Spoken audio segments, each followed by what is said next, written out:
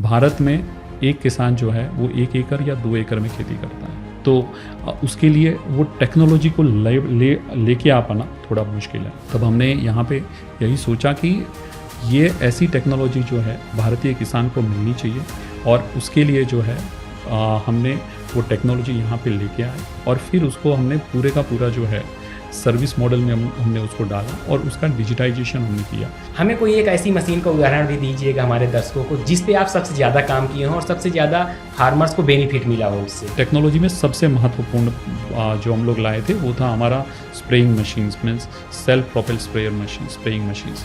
जो भी ये मॉडल है किस तरह से काम करता है और फार्मर्स ईजी टू वे कैसे उसको हैंडल कर सकता है? हमने पूरे इंडिया में जहाँ पे भी हम लोग काम कर रहे हैं वहाँ पे क्लस्टर्स बनाए हैं। 10 विलेज के क्लस्टर्स है, 15 विलेज के क्लस्टर्स है, और वो क्लस्टर्स को हम लोगों ने वहाँ पे हमने मैप किया है। तो अगर वो किसान वो क्लस्टर्स में अगर आइडेंटिफाई होता है तो उसको सर्विसेज जो है वहाँ पे मिल जाती हैं। कृषि के क्षेत्र में अगर हम बात करें कि जो मैकेनाइजेशन है इसको आप किस तरह से या फिर कौन कौन से अवसर इस पे उभर सकते हैं, उभर रहे हैं जो आप लोग देखते हैं, आपका इस पे क्या एक्सपीरियंस है? अब मुझे लगता है कि सबसे इम्पोर्टेंट चीज़ होगी वो फार्म मैकेनाइजेशन पे आएगी। फार्म मैकेनाइजेशन जो है उसमें बहुत एक अच्छा अवसर निकल के आ सकता है। उसके अलावा जो है प्रिसीजन एग्रीकल्चर है, उस वहाँ पे भी बहुत अच्छा मौका मिलने वाला है।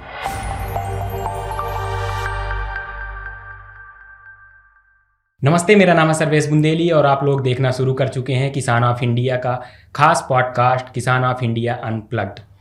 हमेशा हम लोग किसान ऑफ इंडिया के पॉडकास्ट पे कुछ नया इनोवेशन या कुछ ऐसे फार्मर्स या एग्री स्टार्टअप्स को लेके आते हैं जो खेती किसानी में जो नया कर रहे हैं या किसानों के लिए कितना उपयोगी वर्क है जिससे किसान देखकर सीखकर कुछ नया कर सकता है। उन्हीं सब से रिलेटेड आज बातचीत करने के लिए हमारे साथ जो nurture.farm है उसके हेड हैं तुषार त्रिवेदी जी, जिनसे हम लोग बातचीत करेंगे कि जो फार्म मैकेनाइजेशन है वो किसानों के लिए कितना उपयोगी है। और जब भी फार्म मैकेनाइजेशन की बात होती है तो हम लोग कंपेयर करते हैं विदेश से, क्योंकि वहाँ पे लैंड होल्डिंग कैपेसिटी बहुत ज़्यादा होती है। हमारे देश में लैंड होल्डिंग कैपेसिटी प्रति फार्मर बहुत कम है। फिर भी लैंड होल्डिंग कैपेसिटी कम होने के बाद क्या कोई ऐसी संस्था है जो मैकेनाइजेशन एज अ सर्विस की बात करता हो या फिर मैकेनाइजेशन पे छोटे फार्मर्स को चीज़ें प्रोवाइड कराती हो जो 10 लाख 15 लाख 20 लाख या करोड़ों की कोई टेक्नोलॉजी आती हो और एक बहुत नॉर्मल मार्जिनल सीमांत किसान के पास उसको उपलब्ध करा देना। उन सब चीज़ों पे बातचीत करेंगे। साथ ही साथ हम लोग बातचीत करेंगे कि ये जो एग्रीकल्चर है तो एग्रीकल्चर में फार्म मैकेनाइजेशन की इम्पोर्टेंस के साथ साथ हम ये भी बातचीत करेंगे कि आने वाले समय में हमारे देश में जो इनकी संस्था है यूपीएल वो किस तरह से फार्मर्स के लिए क्या क्या नए नए इक्विपमेंट्स लेके आने वाली है या फिर कहें नई नई टेक्नोलॉजी क्या लेके आने वाली है। सर, किसान ऑफ इंडिया में आपका बहुत बहुत स्वागत है। शुक्रिया श्रवण जी।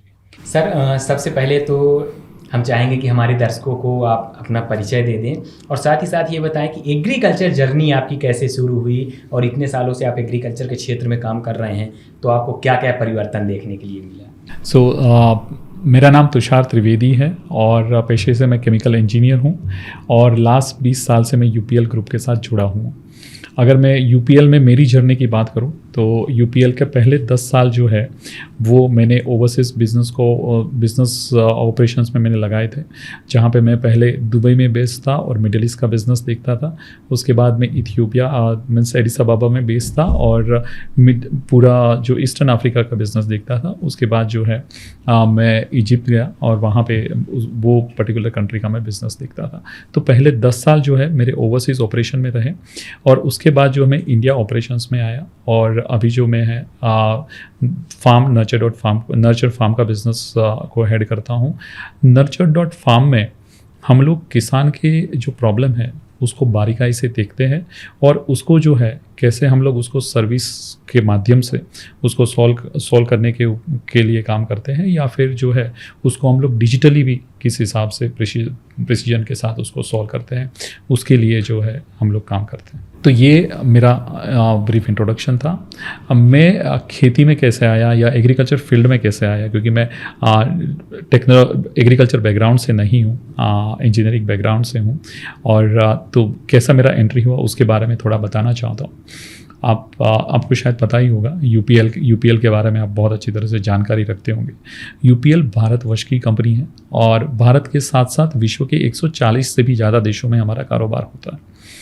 तो हमारे, क्योंकि भारतवर्ष की कंपनी है, हमारे जो ग्लोबल सीईओ है उसका विजन है कि हम लोग जो है भारतीय किसान है उसको हम लोग किस हिसाब से सपोर्ट करें, टेक्नोलॉजी से सपोर्ट करें कि जिससे उसकी जो उपज है वो बढ़े, उसका खर्चा जो है वो कम हो और अल्टीमेटली जो है हम लोग सस्टेनेबल फार्मिंग तक जाए।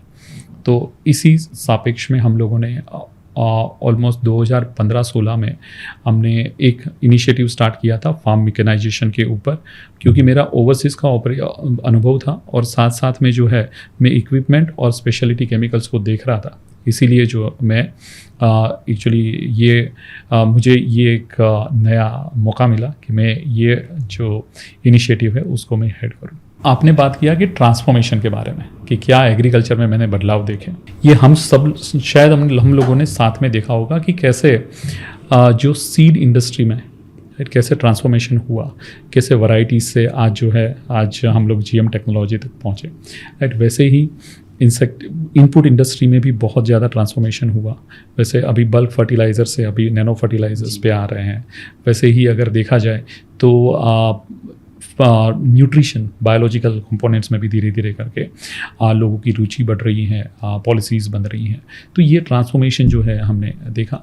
लेकिन एक चीज़ जो है जो मैंने जब मैं ये फिल्म आया तब मैंने देखा कि जो फार्मर की लाइफ है और फार्मर जो हिसाब से खेतों में काम कर रहा है उसमें ज़्यादा बदलाव नहीं थे।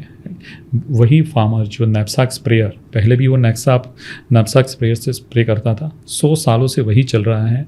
और इतना सब अगर हमने ट्रांसफॉर्मेशन हुआ है लेकिन इसमें ट्रांसफॉर्मेशन नहीं आया है।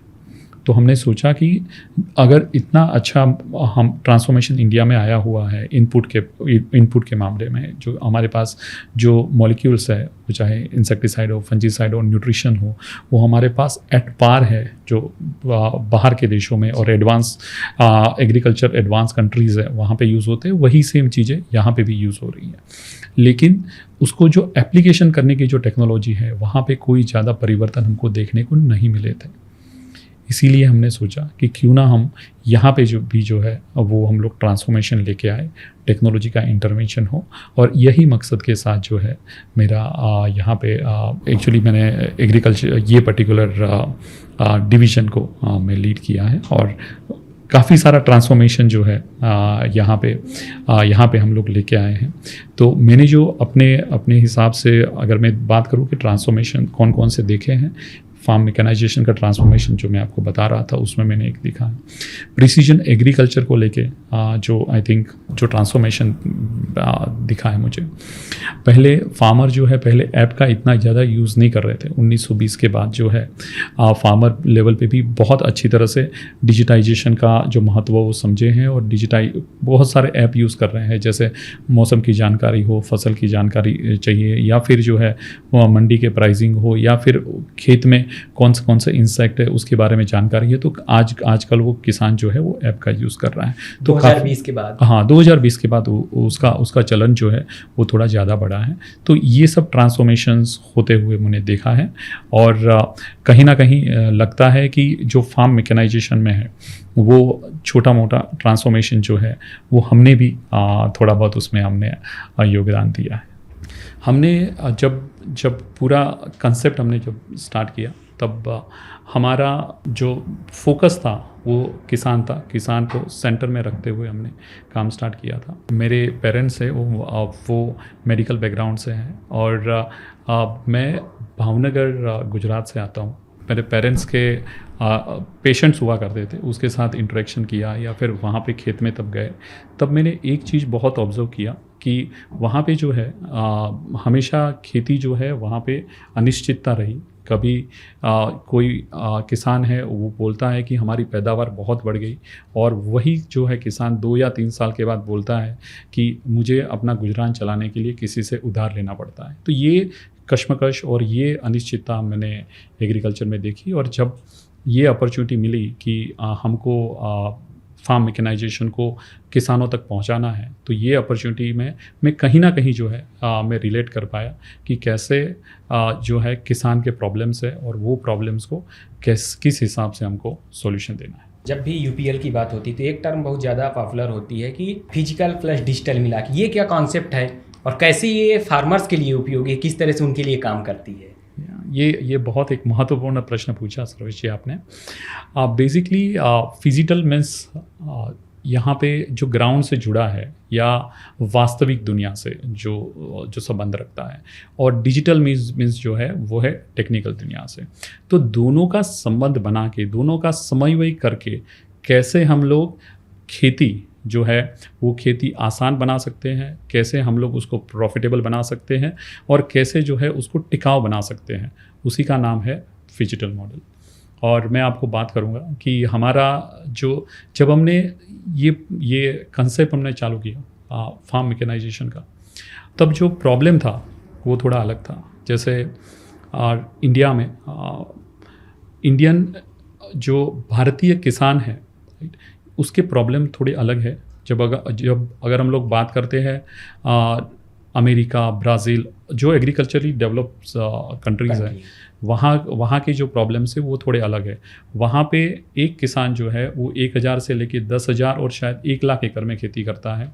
और अगर आपको इतनी बड़े लेवल पे खेती करना है और लेबर वहाँ पे बहुत एक्सपेंसिव है, अगर वो करना है तो आपको टेक्नोलॉजी के अलावा आप काम नहीं कर सकते हो। जबकि भारत में एक किसान जो है वो 1 एकड़ या 2 एकड़ में खेती करता है, तो उसके लिए वो टेक्नोलॉजी को लेके आ पाना थोड़ा मुश्किल है। तो हमने यहाँ पे यही सोचा कि ये ऐसी टेक्नोलॉजी जो है भारतीय किसान को मिलनी चाहिए, और उसके लिए जो है हमने वो टेक्नोलॉजी यहाँ पे लेके आए और फिर उसको हमने पूरे का पूरा जो है सर्विस मॉडल में हमने उसको डाला और उसका डिजिटाइजेशन हमने किया कि जिसकी वजह से फार्मर को जो है ऐसी बेहतरीन टेक्नोलॉजी उसको यहाँ पे मिले। बेसिकली जब हमने स्टार्ट किया तब मुझे ऐसा लगा कि फार्मर जो है, किसान है, वो किसान कहीं ना कहीं जो है खेती कैसे करेगा, राइट, वो कश्मकश में था। क्योंकि खेती में मजदूर कम हो रहे थे और जो मजदूर मिल रहे थे वो बहुत एक्सपेंसिव हो रहे थे, और मनरेगा जैसे जो पॉलिसी थी उसकी वजह से खेत मजदूर जो है वो अलग अलग प्रोफेशन में जा रहे थे, उसको अपॉर्चुनिटीज़ में अलग मिल रही थी। तो तभी एक क्वेश्चन निकल के आ रहा था कि अब इंडिया में 10 या 15 साल के बाद खेती होगी तो कैसे होगी, और खेती करेगा तो कौन करेगा। फिर हमने ये प्रश्न का उत्तर देने के लिए हम लोग अलग अलग जगह पे फार्मर के साथ गए, फार्मर के पास बैठे, फार्मर के साथ डिस्कशन किया, और एक चीज़ हमको समझ में आई कि अगर किसान जो है वो टेक्नोलॉजी को एडप्ट करने के लिए तैयार है, लेकिन सबसे बड़ा प्रॉब्लम जो उसके पास है वो है भरोसा, राइट। अगर आप किसान का भरोसा जीतने में कामयाब हो गए तो डेफिनेटली आप टेक्नोलॉजी को एक नए लेवल पे इंडिया में भी लेके जा सकते हैं। तो फिर धीरे धीरे करके जैसे ही ट्रैक्टर चलना स्टार्ट हो गया, मशीन की सर्विसेज स्टार्ट हो गई, तो लगा कि जो लेबर के प्रॉब्लम्स है वो कहीं ना कहीं सॉल्व हुए, राइट। और साथ साथ में प्रोडक्टिविटी बढ़ी, राइट। और जो किसान का खर्चा कर रहे थे वो कम हुआ, और एक सुंदर चीज़ ये हुई कि काफ़ी सारे युवा ये जो हमारी मुहिम थी उसमें हमको जुड़े। मतलब फिजिकल का मेन कॉन्सेप्ट ये हो गया कि परंपरागत फिजिकल रूप से खेती और नई जो डिजिटल खेती हो गई, राइट, दोनों का कॉम्बिनेशन है।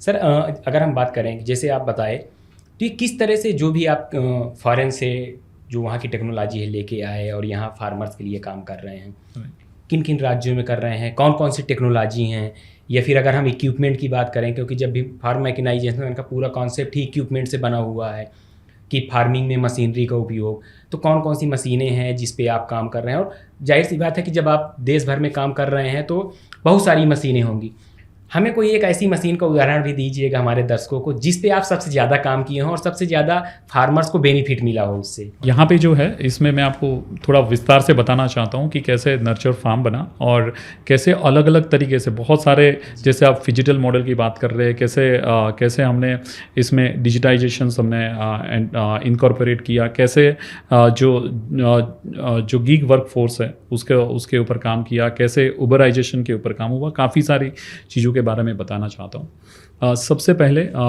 जो नर्चर फार्म जो चालू हुआ वो एक बहुत ही सरल और बहुत ही महत्वपूर्ण प्रश्न के साथ चालू हुआ कि क्या टेक्नोलॉजी के माध्यम से हम लोग किसान की ज़िंदगी में परिवर्तन ला सकते हैं या नहीं, या आप दूसरे हिसाब से बोल सकते हैं कि क्या हम लोग मशीनों के टेक्नोलॉजी के माध्यम से किसान की जो खेत है उसमें जो कॉस्ट है, जो खर्चा होता है उसको कम कर सकते हैं, या फिर जो है हम लोग प्रोडक्टिविटी बढ़ा सकते हैं और अल्टीमेटली हम लोग किसान को प्रॉफिटेबल बना सकते हैं। जैसे आपको मैं बता रहा था कि बाहर के देशों की जो टेक्नोलॉजी है वो पहले यहाँ पे लेके आना था, तो हम लोग पहले ब्राज़ील से यूएस से वो सब टेक्नोलॉजी यहाँ पे लेके आए और हमने उसका ट्रायल किया। तो जब समझ में आया कि ये सब बहुत बड़ी टेक्नोलॉजी है और बहुत बड़े फार्मर के लिए है, तो फिर हमने वो टेक्नोलॉजी को इंडिजिनाइज़ किया। जो भारतीय जो मैन्युफैक्चर है उसके साथ हमने काम किया और भारत के हिसाब से, भारत के खेत हैं वो हिसाब से वो टेक्नोलॉजी को हमने डाला। तो यहाँ तो हमने टेक्नोलॉजी को लेके आ गए, लेकिन आप ये सोचिए कि टेक्नोलॉजी में सबसे महत्वपूर्ण जो हम लोग लाए थे वो था हमारा spraying machines, means self propel spraying machines. अब ये मशीन की कीमत जो है वो 12 से 15 लाख की हुई। आप देखिए कि अगर ये मशीन जो है वो मशीन किसान अफोर्ड कर सकता है या नहीं कर सकता है, राइट। तो दूसरा हमारा पॉइंट चालू हुआ, ये फार्म मैकेनाइजेशन पे पॉइंट हुआ। दूसरा हमारा पॉइंट ये चालू हुआ कि कैसे ये टेक्नोलॉजी जो है वो हम लोग फार्मर तक पहुंचाएं। हमारा कमिटमेंट ये था कि हम लोगों को जो है ये सर्विसेज जो है वो फार्मर को अफोर्डेबल वे पे पहुंचानी है, किफ़ायती वे पे पहुंचानी है, और साथ साथ में ये भी मेक श्योर करना है कि फार्मर उसको रेगुलर यूज़ करता रहे। और इसीलिए हमने उसको वो टेक्नोलॉजी को बेचा नहीं, और ये मशीन्स को बेचना इज़ नॉट वो हमारा कंसेप्ट नहीं था, बल्कि हमको उससे सर्विस देना था, राइट। तो हमने वो सर्विस प्लेटफॉर्म खड़ा किया जहाँ पे फार्मर जो है वो सिर्फ एक क्लिक करेगा और उसको सर्विसेज मिल जाएगी। तो वो सर्विसेज मॉडल हमारा स्टार्ट हुआ। अब ये सर्विस करने के लिए इतनी सारी मशीन्स है, सर्विस करने के लिए हमको ऑपरेटर की ज़रूरत पड़ेगी, मशीन चलाने के लिए लोगों की ज़रूरत पड़ेगी। तो हम लोग जो है विलेज लेवल पे गए और वहाँ पे बहुत सारी ट्रेनिंग की, और कम से कम हमने 50,000 से भी ज़्यादा रूरल यूथ को ट्रेन किया फार्म मैकेनाइजेशन के लिए। और इतने सारे लोगों को जब ट्रेन किया तो उसमें से हम आज भी हमारे साथ 4 से 5,000 ऑपरेटर आज भी जुड़े हैं जो रेगुलर किसान को सपोर्ट कर रहे हैं। फिर तो ये ऐसा गीग वर्क फोर्स क्रिएट हुआ, जैसे मैं आपको बात कर रहा हूँ। जैसे आजकल हमारे अर्बन हम लोग जो है स्विगी जोमेटो हम लोग बात करते हैं गीग वर्क फोर्स। हमने गीग वर्क फोर्स जो है एग्रीकल्चर में ऑलमोस्ट 2016-17 के अंदर हमने गीग वर्क फोर्स जो है वो हमने बनाया। फिर ये सर्विसेज देने के लिए, राइट, इतना अगर हमारे पास इतना बड़ा मशीन है, इतनी सारी मशीन्स हैं, इतने सारे मैन पावर है, उससे अगर हमको फार्मर लेवल पे पहुंचना है तो वो सर्विसेज भी जो है वो स्टेट ऑफ आर्ट की होनी चाहिए। यानी फार्मर जो है एक क्लिक करे और उसको सर्विसेज मिल जाए और वो पूरे का पूरा जो है अपना खेत का मुआयना कर सके, वो वाली सर्विस हमको करनी थी।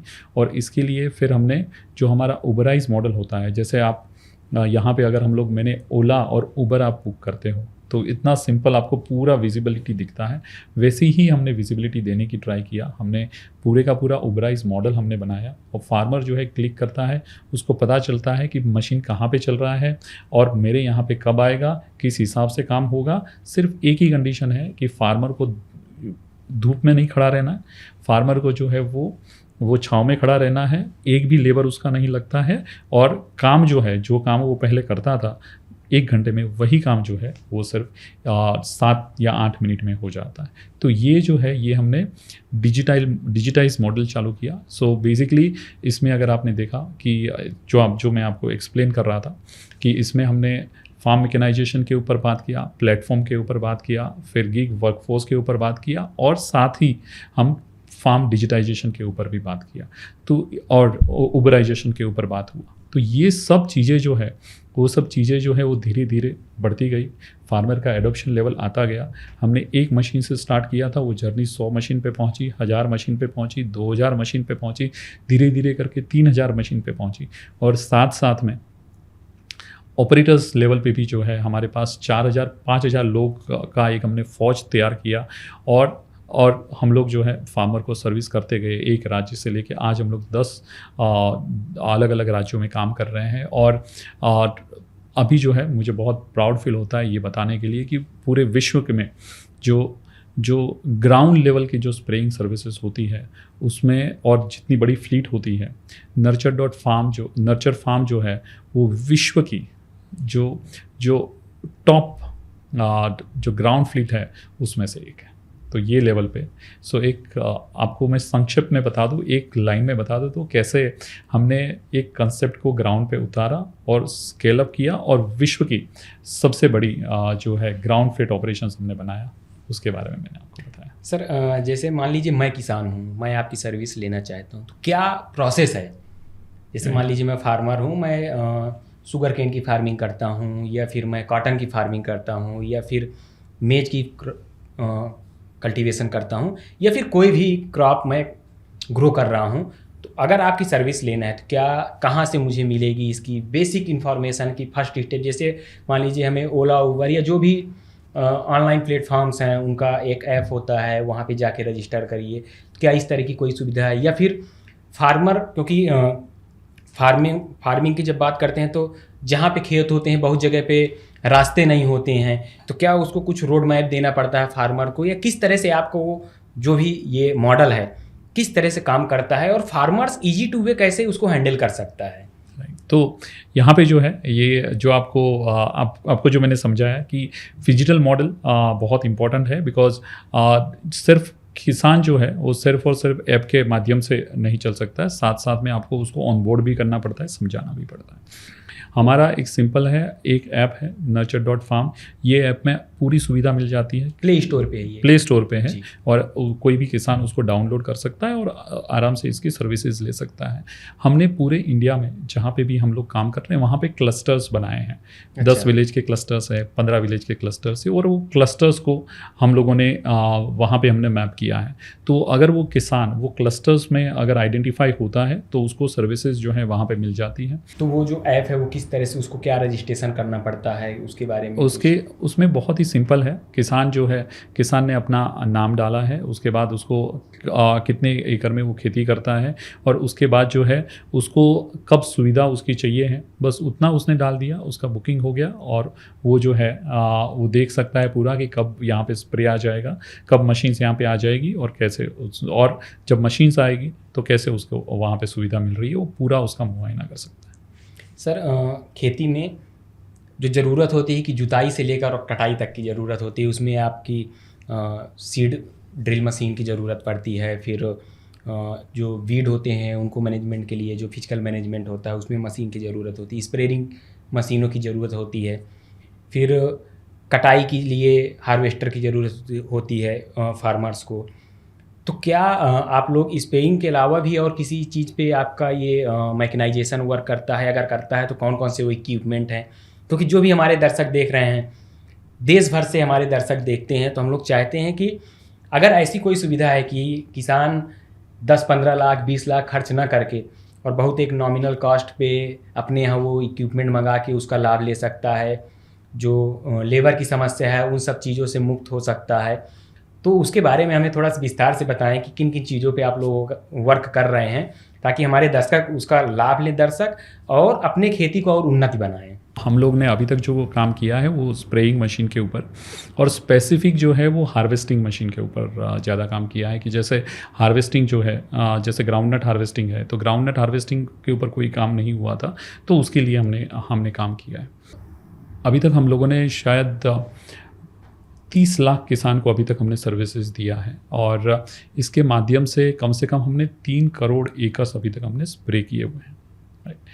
तो अभी जो लेवल पे हम लोग पहुँचे हैं, मीन्स फार्म मैकेनाइजेशन का पहला लेवल जो हमने क्रिएट किया है, हमको लगता है कि यहाँ से अगर हमको आगे बढ़ना है, राइट, क्योंकि भारत में टोटल 15 करोड़ किसान हैं, राइट, और 15 करोड़ किसान तक पहुँचना, राइट, अगर मैं यही स्पीड से चलता रहूँ तो और 50 साल लग जाएंगे हमको यहाँ पहुँचने के लिए। तो ये बहुत ज़रूरी है कि हम लोग जो है कोलैबोरेशन अप्रोच, हमारा यूपीएल का जो है फार्मर फर्स्ट का अप्रोच है, और ओपन एक का हमारा अप्रोच है, जहाँ पे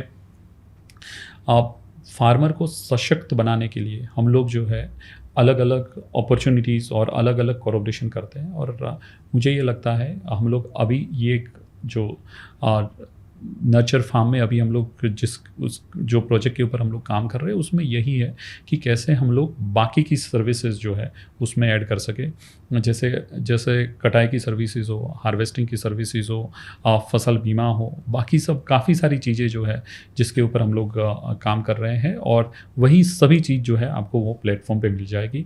और बहुत सारे जो प्लेयर्स है वो भी जो है वो धीरे धीरे करके ये प्लेटफॉर्म पे आ रहे हैं। सर, जैसे आप बताएं कि आने वाले समय में आप लोग काफ़ी सारी चीज़ें लेके आने वाले हैं।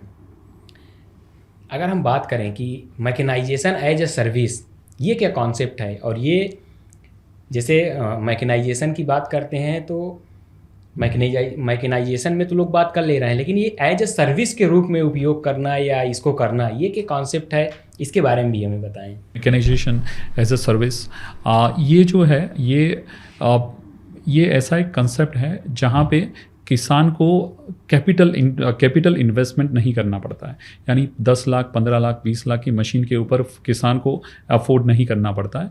उसकी जगह पे वो मशीन जो है वही मशीन उसके पास आएगी, लेकिन सर्विस के माध्यम से आएगी वो जो सर्विस जो रहेगी वो उसको काफ़ी किफ़ायती लेवल पे रहेगी, जिससे जो है किसान को अच्छी सर्विसेज भी मिले, किसान जो है और प्रॉस्परस बने और खेती और टिकाऊ रहे। आप लोग जब ये टेक्नोलॉजी लेके आए और ये मॉडल लेके आए, एक तो मॉडल होता है कि हम चीज़ खरीद लिए और उसका उपयोग कर रहे हैं, लेकिन एग्रीकल्चर में रेंट पे लेके, या फिर कहिए कि एक सर्विस लेना और उसके लिए कुछ मिनिमम चार्ज पे कर देना और हमारा फार्मिंग हो जाने वाला जो कॉन्सेप्ट है, ये जब आप लोग लेके आए तो जो फार्मर्स का एडाप्टेशन प्रोसेस था या जो स्पीड थी उनको इस चीज़ को एडाप्ट करने की, क्या था कि क्योंकि जैसे अगर हम लोग अभी बात करें कि जैसे हमारे यहाँ ड्रोन के माध्यम से काफ़ी सारे इंसेक्टिसाइड, पेस्टिसाइड और नैनो यूरिया, नैनो डीएपी का स्प्रे किया जा रहा है, फिर भी फार्मर्स उसको उस तेज़ी से नहीं अडॉप्ट कर पा रहा है जिस तेज़ी से उसका एडवर्टाइजमेंट किया जा रहा है या उसके बारे में बताया जा रहा है, जागरूक किया जा रहा है। आप लोग जब लेके आए इस टेक्नोलॉजी को, इस मॉडल को, तो आप लोगों को क्या क्या चैलेंज देखने के लिए मिला और किस तरह से आप लोग फार्मर्स को जागरूक किए इसके लिए? ये आपका बहुत बहुत महत्वपूर्ण प्रश्न है, क्योंकि आप देखिए, अगर ये एक ह्यूमन टेंडेंसी है, मैं सिर्फ एक इंडस्ट्री के ऊपर बात नहीं करूँगा, लेकिन अगर आप देखिए कोई भी टेक्नोलॉजी आती है तो एडॉप्शन हम अगर हमारे पास भी कोई टेक्नोलॉजी आती है, ह्यूमन टेंडेंसी है कि हम लोग जो है उसको एडॉप्शन करने से पहले सोचते हैं कि ये टेक्नोलॉजी मेरे लिए ठीक रहेगी, उससे कोई नुकसान होगा, फ़ायदा होगा या नहीं होगा। तो ये जो है, ये सब प्रॉब्लम जो है वो किसानों के माइंड में भी रहते हैं, राइट। तो जब भी आप कोई टेक्नोलॉजी लेके जाते हो तो ये सब चीज़ों के ऊपर आपको सॉल्यूशन देना बहुत ज़रूरी है, राइट। और इसीलिए बहुत है राइट एजुकेशन, आपको फार्मर के साथ ऑनबोर्डिंग करना, राइट, ये बहुत ज़रूरी है। अब मैं अपना खुद का एग्जांपल दूं, जब हम लोग इतना अच्छी टेक्नोलॉजी लेके आ गए, हमने इतना अच्छा प्लेटफॉर्म बना लिया, हमने इतने अच्छी गिग वर्कफोर्स के साथ काम करना स्टार्ट किया, लेकिन जब हमको पहला जब हमको ऑर्डर मिला, लाइक ये सब चीज़ें लेके गए, हमको पहले 15 दिन में एक सिंगल एकड़ का ऑर्डर नहीं मिला, राइट। आप सोचिए कि इतना सब इन्वेस्टमेंट किया और एक 15 दिन तक भी एक भी ऑर्डर नहीं मिला, राइट।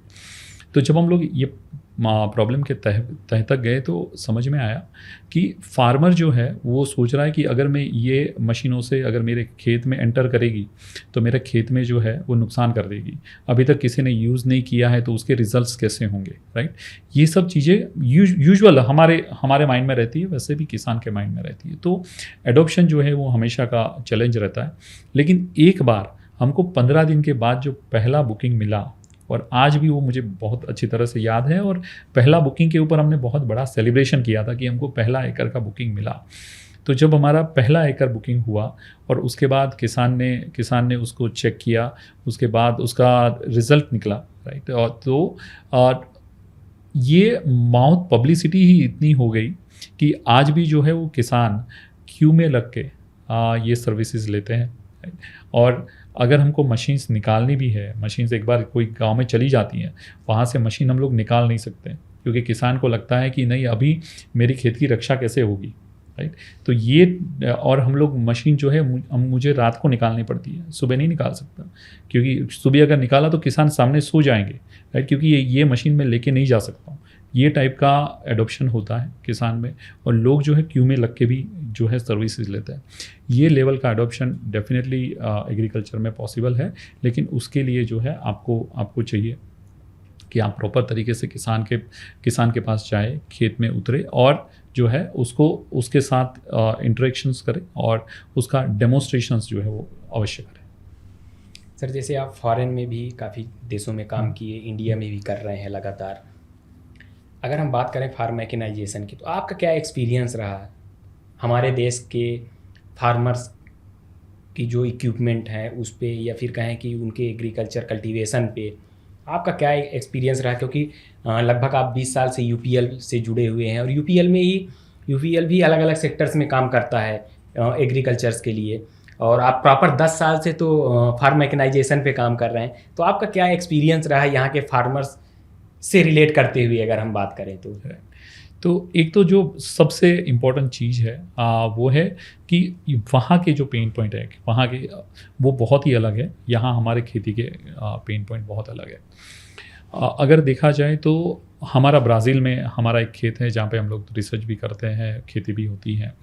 वो हमारा 10,000 एकड़ का फार्म है। तो अगर वो फार्म के अंदर हमारे पास 8 या 9 या 10 लेबर काम करते हैं, तो 1 एकड़ में, और बाहर के देशों में जो एडवांस एग्रीकल्चर में बहुत एडवांस है, वहाँ पे जो है वो लोग खेती जो है बहुत बड़े लेवल पे करते हैं, और यहाँ पे जो है खेती बहुत मीन्स 1 एकड़ और 2 एकड़ और 3 एकड़ पे खेती होती है, राइट। तो चैलेंजेस बहुत अलग होते हैं। अब आप देखिए कि अगर मुझे 10,000 एकड़ की बात कर रहा हूँ, 10,000 एकड़ मीन्स हमारे इंडिया के ऑलमोस्ट 10 गाँव हो गए। अब आप सोचिए कि 10 गाँव के अंदर अगर मुझे खेत का मुआयना करना है तो कैसे करूँगा, राइट। मैं खुद जा सकता हूँ 10 गांव तक, और मुझे तो 3-4 दिन लग जाएंगे मुझे खेत का मुआयना करते हुए। तो इसीलिए जो है वहाँ पे सैटेलाइट मॉनिटरिंग से जो है खेत का मुआयना होता है, ड्रोन के माध्यम से वहाँ पे मुआयना होता है। यहाँ पे 1 एकड़ 2 एकड़ 3 एकड़ में खेती होती है, तो उसके लिए वो उसकी ज़रूरत नहीं है, हम लोग मीन्स किसान जो है खुद जाके भी मुआयना कर सकता है।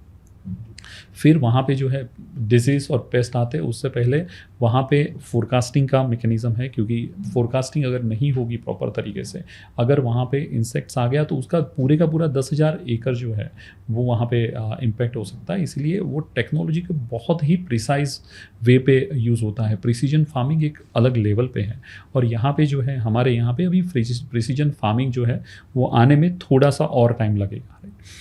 तो लेकिन उसका मतलब ये नहीं है कि यहाँ पे वो टेक्नोलॉजी नहीं आनी चाहिए, वो टेक्नोलॉजी आनी चाहिए और हम लोग इसको ला रहे हैं। लेकिन उसके प्रॉब्लम, अगर मैं परशेप में बात करूँ तो उसके प्रॉब्लम्स और उसकी ज़रूरत अलग है, और हमारे लिए थोड़ी ज़रूरत है वो अलग है। सर, अगर बात करें कि नर्चर फार्म जो है आने वाले समय में आप हमारे देश के किसानों के लिए और क्या क्या लेके आने वाले हैं?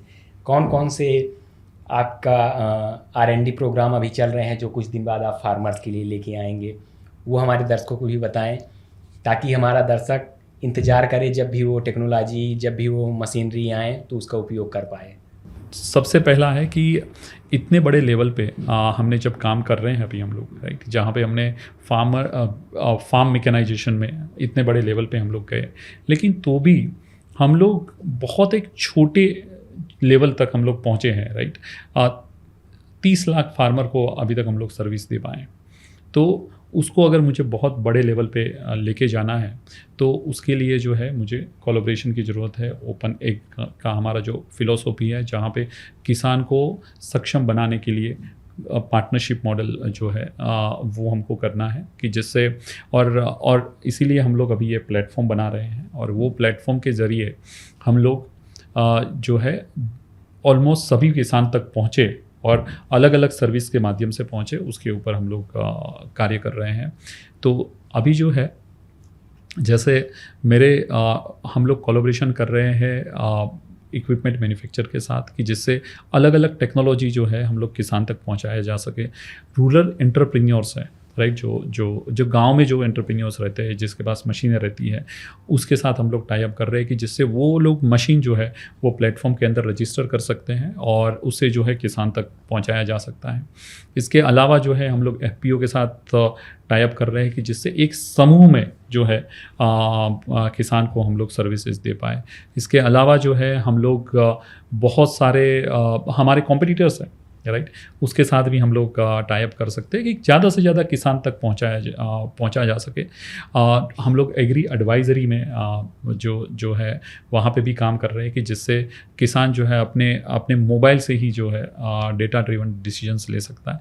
तो बहुत सारी चीज़ें हम लोग अभी कर रहे हैं और आने वाले समय में बहुत सारी चीज़ें आपको उसमें देखने को मिलेगी। एक्चुअली हमारा एक बहुत अच्छा प्रोग्राम चल रहा है शाश्वत मिठास करके, जहाँ पे हम लोग शुगर केन फार्मर को इंडस्ट्री से जोड़ते हैं। वो बहुत पॉपुलर प्रोग्राम है। वो प्रोग्राम भी जो है आपको यहाँ पे दिखेगा।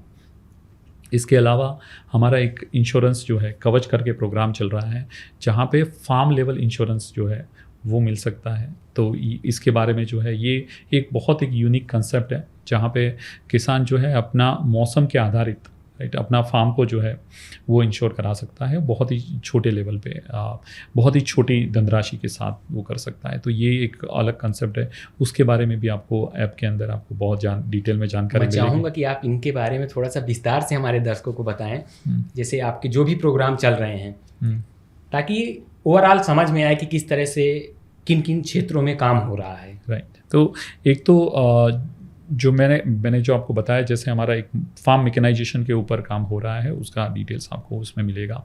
उसके अलावा जो है agri advisory, right, agri advisory का नेक्स्ट लेवल, जैसे मैं आपको बात कर रहा था कि सैटेलाइट मॉनिटरिंग के माध्यम से किसान को इन्फॉर्मेशन मिलती है, राइट, लेकिन वो इन्फॉर्मेशन को राइट वे पे इंटरप्रीट कर पाना और किसान को वो इन्फॉर्मेशन पहुंचाना, राइट, वो भी ज़रूरी है। तो वो उसका इन्फॉर्मेशन भी जो है वहाँ पे एग्री एडवाइजरी, और हमने क्रॉप डॉक्टर करके वहाँ पे हमारा जो ऐप है उसमें एक सुविधा दी गई है। तो वहाँ से आप वो इन्फॉर्मेशन भी ले सकते हैं। किसान अपने खेत में क्लिक करेगा, राइट, फोटोग्राफ खींचेगा और उसको पता चलेगा कि मेरे खेत में क्या प्रॉब्लम है और उसके लिए क्या समाधान है, उसके बारे में भी जो है वो आप ऐप पे जाएंगे तो आपको वहाँ पे इंफॉर्मेशन मिलेगा।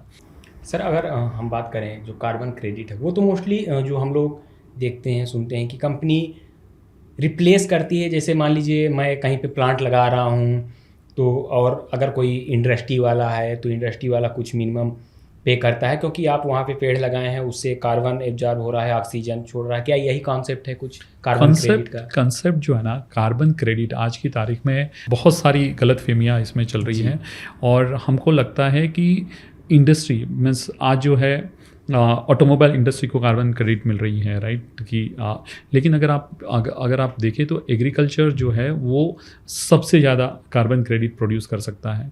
हमारे पास इतने सारे खेत हैं, राइट, और कैसे हम लोग टेक्नोलॉजी का इंटरवेंशन करके जो है कार्बन क्रेडिट हम लोग अर्जित कर सकते हैं।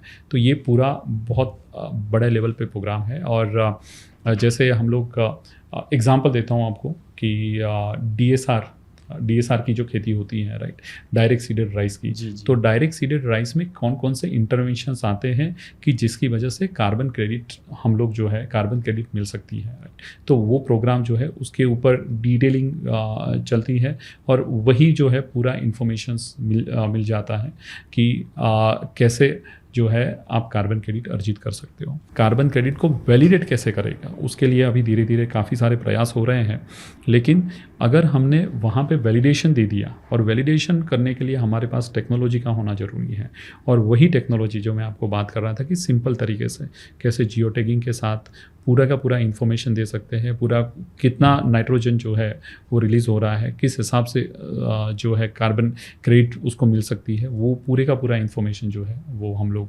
सस्टेन प्लेटफॉर्म से मिल सकता है। सर अगर हम लोग बात करें कि जैसे जो आपका डिजिटल और फिजिकल का कॉम्बिनेशन है जिसे फिजिटल कहते हैं, आज भी फार्मर्स उतना डिजिटल नहीं है और डिजिटल चीज़ें एक्सेप्ट नहीं करता, क्योंकि आज जब इतने सारे साइबर फ्रॉड होते हैं तो कितना चैलेंज है डिजिटली किसानों को एजुकेट करना और किसी चीज़ को डिजिटली अडॉप्ट करना। इनिशियल लेवल पे थोड़ा सा मुश्किल है, लेकिन एक बार समझ में आया किसान को कि ये जो है ये डिजिटल माध्यम से मुझे फ़ायदा हो रहा है, तब आपको एडॉप्शन आता है। और इसीलिए जो है आप सिर्फ और सिर्फ, जैसे अगर मैं बात करूँ, हम लोग नर्चर रिटेल का प्लेटफॉर्म चलाते हैं, राइट। वहाँ पे हम लोग जो किसान के जो रिटेलर है उसके साथ मिलके हम लोग काम कर रहे हैं। तो रिटेलर को भी ऑनबोर्ड करना है, उसको किस हिसाब से ऑर्डर देना है, किस हिसाब से वो जो है वो प्रोडक्ट का सिलेक्शन कर सकता है, कैसे उसको डिलीवरी मिल सकती है, वो सब चीज़ें जो है जब तक हम लोग उसको ऑनबोर्ड नहीं करेंगे तब तक ये प्रॉब्लम रहता है, राइट। तो एग्रीकल्चर में भी किसानों के लिए भी बहुत इंपॉर्टेंट है कि अगर वो ऐप यूज़ कर रहे हैं तो उसमें कैसे उसको यूज़ करना है, कैसे उसको बेनिफिट मिलेगा, वो सब चीज़ें जो है वो चीज़ें अगर एक बार हमने स्टार्ट कर दी, राइट, फिर एक बार उसको समझ में आई तो फिर जो है वो ऑटो मोड पे आ जाती है। लेकिन इनिशियल लेवल पे थोड़ा बहुत चैलेंजेस रहता ही रहता है कि किस तरह से वो अडॉप्ट करते हैं। हाँ सर जैसे आप अपना बताए कि जब हम लोग ये स्टार्ट किए तो 15 दिन में पहला एकड़ का हम लोगों के पास ऑर्डर नहीं आया था। आप अपना एक्सपीरियंस, जैसे हमें हमारे साथ एक्सपीरियंस शेयर किए कि जब हम लोगों के पास पहले एकड़ का ऑर्डर आया तो हम लोग उसको सेलिब्रेट किए। आप देश भर में जहाँ भी जिन जिन राज्यों में काम किए, वहाँ पे कोई आपका ऐसा कुछ यादगार रहा हो, यादगार मेमोरी रही हो, जहाँ पे आप लोग चीज़ों को लेके गए हों और वहाँ पे सबसे ज़्यादा फार्मर्स अडॉप्ट किए हों, या फिर कहीं पे आप लेके गए हों और वहाँ पे आपको निराशा हाथ लगी हो? तो दोनों चीज़ों के बारे में जो आपका एक्सपीरियंस है वो हमें बताइए। सो बेसिकली जब हमने स्टार्ट किया था, हमने, क्योंकि हमारे लिए भी नया था, तो हमने सोचा कि कहाँ से स्टार्ट करें। तो पहले मैप में इंडिया के मैप में गए, सोचा कि पंजाब जो है एग्रीकल्चर में बहुत एडवांस है और वहाँ पे किसान जल्दी अडॉप्ट करेंगे, इसलिए हमने अबोहर जो है इंडिया और पाकिस्तान का बॉर्डर जो है बॉर्डरिंग से बहुत ही नज़दीक वाला शहर है, वहाँ से हमने स्टार्ट किया। और इनिशियल लेवल पे जो आपको मैंने बताया बहुत चैलेंजेस रहे, लेकिन एक बार जो माउथ टू माउथ पब्लिसिटी हुई, उसके बाद हमने कभी पीछे मुड़ के वहाँ पे नहीं देखा। जब हम लोग पंजाब किसान के बारे में बात करते हैं कि एक सीज़न होने के बाद आप जब जाते हो तो आप पूछते हो कि क्या लगा उसको और क्या मिला, तो हम उसके शब्द सुन के या फिर उसके जवाब सुन के हमको भी आश्चर्य होता है, क्योंकि ये परसेप्ट में हमने कभी सोचा नहीं था। किसान बोलता है कि मशीन की वजह से जो है मेरा खर्चा जो है वो कम हो रहा है, मेरा जो है प्रोडक्टिविटी इंक्रीज़ हो रही है। ये यूजुअली आपको कॉमन चीज़ें मिल जाएगा। लेकिन काफ़ी सारे किसान हमारे पास ऐसे आते हैं, वो बोलते हैं कि साहब मेरा जो खेती में मैं पहले 6 स्प्रे करता था, राइट, अब जो है अब मेरी खेती में सिर्फ 3 या 4 स्प्रे में मेरा पूरे का पूरा जो है सीज़न ख़त्म हो जाता है। वो चीज़ें जो है वो जब बोलता है तो हमको समझ में आता है कि रियल में इसका वैल्यू किस हिसाब से बढ़ रहा है, क्योंकि इससे एफिकेसी जो है इफ़ेक्टिवनेस उससे बढ़ती है और किसान को लंबे समय के लिए रिजल्ट मिलता है। राइट। तो ये एक चीज़ जो है वो जब किसान बताते हैं तो बहुत अच्छा लगता है। और मोस्टली सब जगह पे हमको ऐसा लग रहा था कि शायद छोटे स्टेट्स जहाँ पे फार्म लैंड होल्डिंग बहुत छोटी है, वहाँ पे जाएंगे तो हमको ज़्यादा अच्छा रिज़ल्ट नहीं मिलेगा। जैसे एपी आंध्र प्रदेश में है, या फिर अगर देखा जाए तो थोड़े बहुत पार्ट है तेलंगाना के, वहाँ पे हमको नहीं अच्छा रिज़ल्ट मिलेगा। लेकिन जब वहाँ पे भी गए तो वहाँ पे भी किसानों का वहाँ पे इवन बड़े प्रॉब्लम है, राइट। फार्म लेबर वहाँ पे और महंगे हैं। तो जब ये मशीन की सुविधा लेके वहाँ पे गए तो उसने भी जो है बहुत अच्छी तरह से उसने भी वेलकम किया, और बहुत अच्छी तरह से वो लोग भी सुविधा ले रहे हैं। तो सर आप किन किन राज्यों में काम कर रहे हैं? अभी जो है हम लोग पंजाब, हरियाणा, राजस्थान हो गया, नॉर्थ के सब स्टेट्स में यूजुअली प्रेजेंट है। फिर हम लोग वेस्ट में गुजरात है, महाराष्ट्र है, एमपी है, वहाँ पे हम लोग प्रेजेंट है। और साउथ में जो है एपी है, तेलंगाना है, थोड़ा बहुत कर्नाटक में, वो सब स्टेट्स में हम लोग प्रेजेंट है। सर अगर हम बात करें जैसे फार्म मैकेनाइजेशन पे इतनी सारी हम लोग चर्चा करते हैं, फार्म मैकेनाइजेशन पे जब नेशनल लेवल पे या ग्लोबल लेवल पे बातचीत होती है तो एक तबका ये कहता है कि आपका जो एग्रीकल्चर लेबर्स हैं उनके लिए जॉब नहीं रह जाएगी, या फिर जॉब कहें या फिर कहें कि उन जो वो वहाँ से कमाई कर रहे हैं, मशीनें हमारा रोज़गार छीन लेंगी। लेकिन फिर ये भी ज़रूरी है कि समय के परिवर्तन के साथ साथ नई नई टेक्नोलॉजी को भी अडाप्ट करना चाहिए। तो जो हमारे देश में मैकेनाइजेशन को लेके जो आने वाला समय, किस तरह से इसको आप देखते हैं कि आने वाले समय में मैकेनाइजेशन को कितना एडाप्टेशन होगा, ये कौन कौन सी और मशीनें आ रही हैं, इसको आप किस तरह से देखते हैं कि जिस तरह से आज मैकेनाइजेशन पे इतना ज़्यादा चर्चा हो रही है, खासकर से जब एआई जैसी चीज़ें आ जा रही हैं, हम लोग सैटेलाइट से फसल का निरीक्षण कर ले रहे हैं, उसमें रोग, कीट, कौन सा इंसेक्टिसाइड पड़ेगा, कितनी मात्रा में पड़ेगा, ये सब सेंसर के माध्यम से जब हम देख ले रहे हैं, तो मैकेनाइजेशन के उभरते हुए इस बिज़नेस को आप किस तरह से देखते हैं हमारे देश में? सो बेसिकली आपका जो प्रश्न है उसका मैं एक बहुत अच्छा एग्जांपल देना चाह रहा हूँ कि जैसे कंप्यूटर का जो इंडिया में रिवॉल्यूशन हो रहा था 90s में, तो सबको यही लग रहा था कि कंप्यूटर जो है सबकी जॉब खा जाएगा और इश्यूज़ रहेंगे। लेकिन आज जो है सॉफ्टवेयर की, और क्योंकि हमने अडॉप्ट किया और बहुत अच्छी तरह से इस पे काम किया, और आज आप देख सकते हैं कि सॉफ्टवेयर की क्रांति कितनी बड़ी क्रांति है इंडिया के लिए। वैसे ही फार्म मैकेनाइजेशन भी जो है वो बहुत ही ज़रूरी है, और फार्म मैकेनाइजेशन के बिना जो है खेती कर पाना आज से, अभी नहीं लेकिन आज से 5 साल, 10 साल और 15 साल के बाद बहुत ही मुश्किल होगा। क्योंकि लेबर जो है क्योंकि इंडिया जो है वो एक अलग लेवल पे जा रहा है। हम लोग जो है developing nations to now moving to the developed nations, वो वाला ट्रांजिशन फेज पे है, राइट। तो यहाँ पे जो है बहुत अच्छी अपॉर्चुनिटीज़ आएगी हमारे पास। लेबर जो है, फार्म लेबर्स अवेलेबिलिटी का इश्यूज़ रहेगा, और फार्म लेबर्स जो है वो बहुत महंगे होते जाएंगे, तो बहुत ज़रूरी होगा कि हम लोग टेक्नोलॉजी का सहयोग लें। और टेक्नोलॉजी नहीं सिर्फ स्प्रेइंग के लिए, या नहीं सिर्फ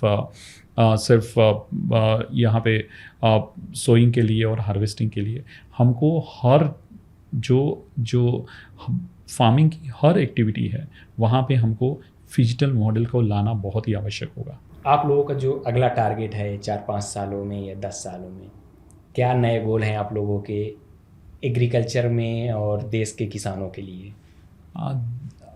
एग्रीकल्चर में तो मैंने आपको बताया कि जो हम लोग प्लेटफॉर्म के बारे में बात कर रहे हैं, तो ये प्लेटफॉर्म जो है हर जो मास जो मॉडल है वो हर किसान तक पहुंचना चाहिए, राइट।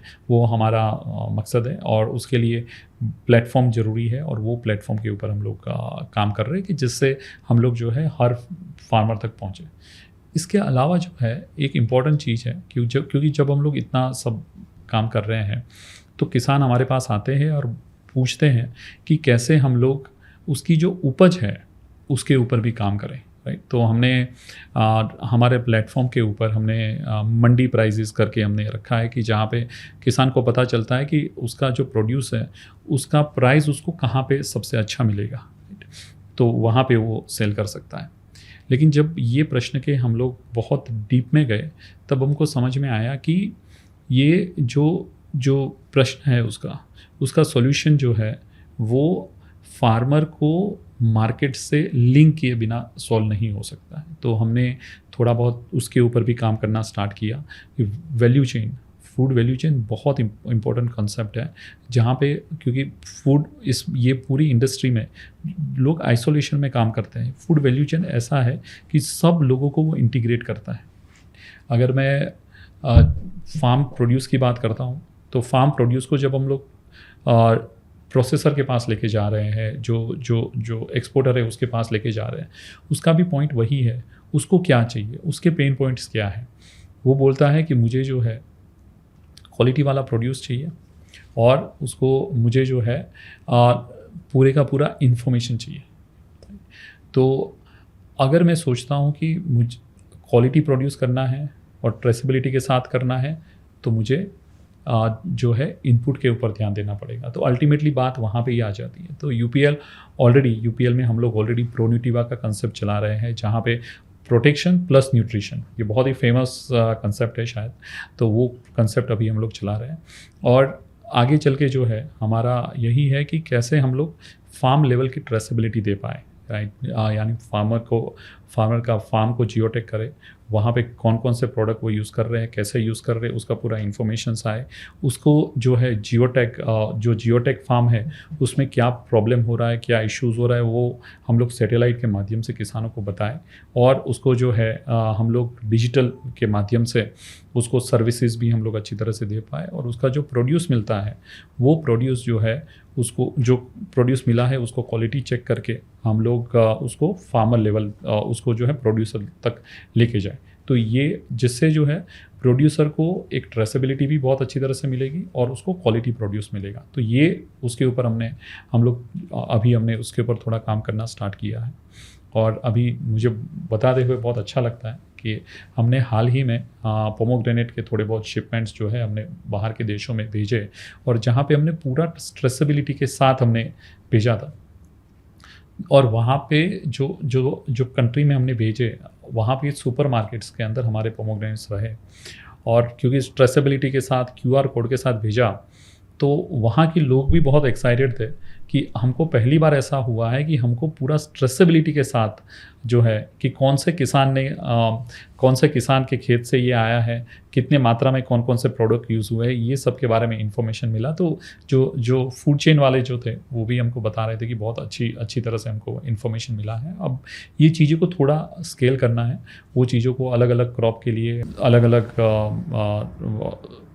प्रोड्यूसर के साथ, अलग अलग एक्सपोर्टर के साथ उसको लेके जाना है। तो इसके ऊपर हम लोग अभी काम कर रहे हैं और मुझे लगता है कि ये जो है किसान के लिए एक बहुत ही बड़ी सुविधा मिलेगी कि जब हम लोग उसको मार्केट्स के साथ लिंक कराएंगे। हाँ, क्योंकि फार्मर के सामने सबसे बड़ी समस्या होती है कि अगर आप उसे कोई भी सीड उपलब्ध करा दें या कुछ भी उपलब्ध करा दें, वो ग्रो तो कर लेता है, लेकिन उसको सेल कहाँ करेगा, ये एक उसके सामने बहुत बड़ी समस्या होती है। और सेल भी करे तो एक रीजनेबल प्राइस हो, एक जो कहते हैं कि उत्पाद का सही दाम किसानों को मिल जाए, तो ये एक उनके सामने चैलेंज है मार्केटिंग से रिलेटेड। बहुत सही बात आपने बताई।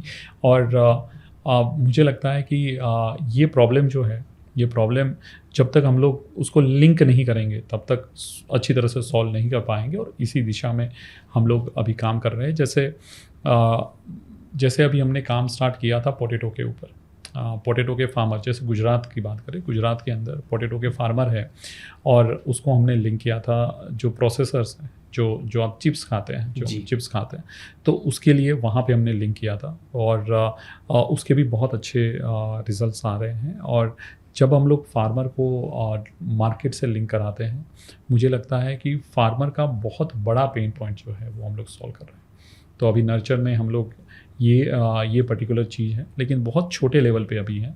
अभी धीरे धीरे करके उसमें भी हम लोग हमारा एफर्ट्स डाल रहे हैं। कृषि के क्षेत्र में अगर हम बात करें कि जो मैकेनाइजेशन है, तो इसको आप किस तरह से या फिर कौन कौन से अवसर इस पे उभर रहे हैं जो आप लोग देखते हैं? आपका इस पे क्या एक्सपीरियंस है कि कृषि के क्षेत्र में ये अवसर अभी उभर रहे हैं? देखिए, ये जो है ये बहुत इम्पोर्टेंट क्वेश्चन आपने पूछा है। बेसिकली अगर देखा जाए, जब भारत आज़ाद हुआ था 1947 और 1950 के समय का दौरा अगर हम लोग देखें तो वो समय में हमारी आबादी जो थी 35 करोड़ की थी। 35 करोड़ की जनसंख्या थी हमारी, और वो समय में जो है ऑलमोस्ट 50 मिलियन टन का जो है प्रोडक्शन हुआ करता था। आज जो है, आज हमारी आबादी जो है लास्ट 75 साल के अंदर, आज हमारी जो आबादी है वो ऑलमोस्ट 140 करोड़ से भी ज़्यादा हो चुकी है, राइट। और लेकिन ये जानते हुए आपको बहुत अच्छा लगेगा, हमारा जो फूड प्रोडक्शन है वो 350 मिलियन टन से भी इंक्रीज़ हुआ। यानी हमारी आबादी 4 गुना से बढ़ी है, लेकिन हमारा जो फूड प्रोडक्शन है वो 6 गुना से भी ज़्यादा बढ़ा है। और इसमें बहुत सारे लोगों का इन्वॉल्वमेंट है। गवर्नमेंट की पॉलिसीज़ को देखो, यूनिवर्सिटीज़, डिपार्टमेंट्स, और वो सबका जो है सपोर्ट जो है वो बहुत अच्छा रहा। और सबसे इम्पोर्टेंट जो है किसान की मेहनत भी बहुत अच्छी रंग लाई। और उसके साथ साथ जो भी इनपुट्स की कंपनी है, फर्टिलाइजर्स कंपनी है, उसने भी अपना बहुत अच्छी तरह से योगदान दिया, तभी जाके हम लोग ये लेवल पे पहुंच पाए। तो ये जो है, ये अगर आप देखें कि नेक्स्ट 10 साल या नेक्स्ट 15 साल जो है, यहाँ पे और जो है और ज़्यादा से ज़्यादा फूड प्रोडक्शन की ज़रूरत पड़ेगी। और मुझे लगता है कि सबसे इम्पोर्टेंट चीज़ होगी वो फार्म मैकेनाइजेशन पे आएगी। फार्म मैकेनाइजेशन जो है उसमें बहुत एक अच्छा अवसर निकल के आ सकता है। उसके अलावा जो है प्रिसीजन एग्रीकल्चर है, वहाँ पे भी बहुत अच्छा मौका मिलने वाला है। इसके अलावा सस्टेनेबल, क्योंकि लोग जो है फार्मिंग जो है वो टिकाऊ फार्मिंग के ऊपर बहुत ज़्यादा जा रहे हैं, तो वहाँ पे भी बहुत अच्छा मौका मिल सकता है। तो बहुत सुनहरा अवसर है। सर, चलते चलते अगर हम लोग बात करें कि जो हमारे देश की कृषि रही है उसमें सबसे मजबूत कड़ी क्या रही है, और आप हमारे किसानों को, हमारे दर्शकों को क्या संदेश देना चाहेंगे? मुझे लगता है कि कृषि की जो विविधता है वो बहुत इम्पॉर्टेंट है। उसके अलावा मुझे लगता है कि किसान की मेहनत और किसान को खेती को लेके जो दृष्टिकोण है वो भी बहुत इम्पॉर्टेंट है। और तीसरा मुझे इम्पॉर्टेंट लगता है कि जो हमारा क्योंकि हमारे यहाँ बहुत समय से खेती हो रही है, तो जो पारंपरिक ज्ञान है किसी का, वो हमारे लिए, मुझे लगता है कि ये सबसे इम्पोर्टेंट और सबसे मजबूत कड़ी है भारतीय खेती की। और आप देखिए कि भारत जो है वो कृषि उत्पादन में विश्व का सेकंड नंबर का सबसे बड़ा देश है। और किसान का जो ज्ञान है, राइट, मैं तो किसान को एक साइंटिस्ट ही मानता हूँ, और किसान का जो ज्ञान है और अनुभव है वो भी जो है वो बहुत ही मजबूत कड़ी है हमारे भारतीय खेती को अगर मैं देखता हूँ। अब देखिए कि हरित क्रांति की वजह से, राइट, पैदावार में हमारे बढ़ोतरी हुई है, राइट। उसके बाद श्वेत क्रांति आई कि जहाँ पे दूध के उत्पादन में पूरे वर्ल्ड को हमने चौंका दिया। और अभी जो है ये तकनीकी क्रांति आ रही है, और मुझे लगता है कि तकनीकी क्रांति के साथ जो है वो भारतीय खेती को हम लोग एक नई ऊंचाइयों पे लेके जा सकते हैं। तो ये जो है, ये मुझे लगता है कि अब भारतीय खेती की स्ट्रेंथ है और भारतीय खेती कहाँ तक जा सकती है। और आप बता रहे किसान को क्या संदेश देना चाहोगे? देखिए, मैं किसान जो है अन्नदाता है हमारे, और मुझे नहीं लगता है कि वहाँ पे संदेश देने की ज़रूरत है। लेकिन मेरे जो भी थोड़े बहुत अनुभव रहे खेती में, उसके ये एग्रीकल्चर सेक्टर में, उससे मुझे लगता है कि मैं थोड़ा बहुत ज्ञान साझा करना चाहता हूँ। एक सबसे इम्पोर्टेंट चीज़ है कि तकनीक, जो किसान भाइयों जो है वो तकनीक का इस्तेमाल करना चालू करें, राइट। तकनीक, अगर आप जितनी भी तकनीक खेती में लेके आएंगे, उससे खेती सरल बनेगी, राइट। उससे आपकी उत्पादन में बढ़ोतरी होगी, आपका खर्च कम होगा, और आप टिकाऊ खेती के ऊपर जा सकते हैं। दूसरा जो मुझे लगता है कि सस्टेनेबिलिटी के ऊपर ध्यान दीजिए। पानी, ज़मीन और पर्यावरण की रक्षा है वो खेती का भविष्य है, ये उसके ऊपर ध्यान देने की बहुत ज़रूरत है। और मुझे लगता है कि तीसरा इम्पोर्टेंट चीज़ है वो है कि हम लोग जो है समूह में खेती करें, मीन्स ग्रुप में खेती करें, और साथ में है कि हमेशा सीखते रहें। अगर हम लोग कॉन्ट्रैक्ट फार्मिंग और समूह में खेती करेंगे और कंटिन्यू सीखते रहेंगे तो बाज़ार में भी हम लोग मजबूत होंगे, हमको अच्छा प्रॉफिटेबिलिटी मिलेगा। तो ये मुझे लगता है कि ये 3 चीज़ जो है अगर हम लोग किसान अगर बहुत अच्छी तरह से उसको अडॉप्ट करें तो डेफिनेटली हम लोग भारतीय किसान को भारतीय खेती को एक नई ऊंचाई पे लेके जा सकते हैं और किसान जो है वो बहुत अच्छी तरह से प्रॉफिटेबल बन सकते हैं।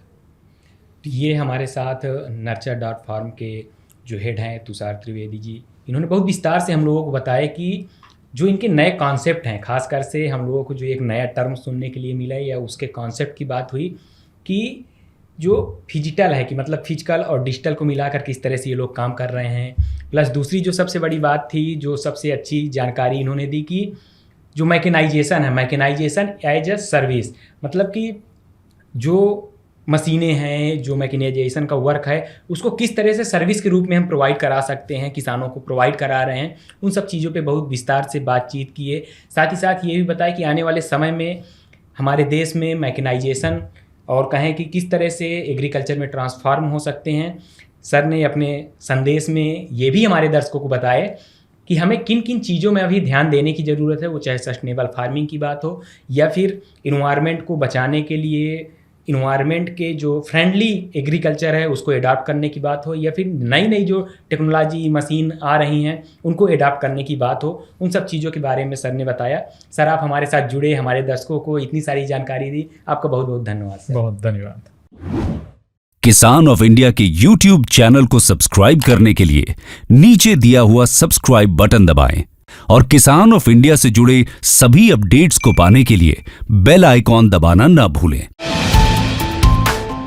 जो है आपके आसपास, आपके शहर का खास, वो दिखाएगा आपको DNN 24, आपका अपना डिजिटल न्यूज नेटवर्क। तो फिर कीजिए लाइक, सब्सक्राइब और फॉलो।